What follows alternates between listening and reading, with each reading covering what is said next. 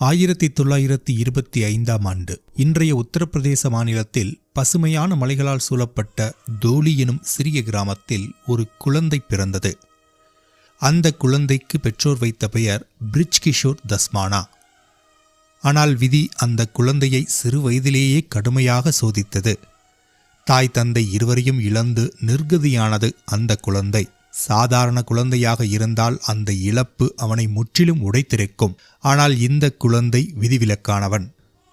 துயரத்தின் இருள் அவனை விழுங்கவில்லை. மாறாக அவன் ஆன்மாவின் உள்ளார்ந்த தீபம் இன்னும் பிரகாசமாக எரிய செய்தது. அந்த நேரத்தில் அவனை தனது அரவணைப்பில் எடுத்துக்கொண்டார் ஒரு பரமயோகி. அவரின் பெயர் பெங்காலி பாபா. ஒரு தந்தை போல், ஒரு குரு போல், ஒரு தேவதை போல் அவர் இந்த சிறுவனை வழிநடத்தினார். அவரிடம் இருந்தே பிரிஜ் கிஷோர் பிறகு உலகம்